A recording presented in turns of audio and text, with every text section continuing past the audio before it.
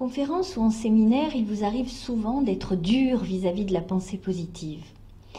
Vous êtes même allé, je vous cite, jusqu'à dire qu'il s'agit d'un fléau social. Pourquoi être aussi incisif? Vous voulez vraiment que je me fasse des amis, hein? Écoutez, à mon sens, il y a deux formes de pensée positive. Si on parle de l'héritage d'Émile Coué et du docteur Schultz, alors j'admets bien volontiers que la pensée positive a des effets bénéfiques, qu'elle permet d'agir d'une façon très positive sur soi, sur ses états, sur ses comportements.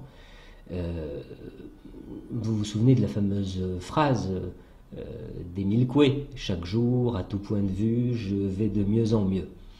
Il suffit simplement de reconnaître que le mode d'action de cette forme-là de pensée positive relève de l'auto-imprégnation, de l'auto-persuasion, de l'autosuggestion, pour parler plus clairement, de l'auto-hypnose. Voilà. Si on parle de cette pensée positive, alors oui, je suis parfaitement d'accord, elle a des effets parfaitement bénéfiques sur l'individu, elle permet d'agir sur soi. Mais il y a l'autre forme de pensée positive et là je ne suis plus du tout d'accord. Je veux parler de cette construction mentale qui prétend que l'individu pourrait agir sur les autres et a fortiori sur la planète. C'est déjà bien difficile d'agir sur soi, alors prétendre pouvoir agir sur la planète, c'est une autre histoire.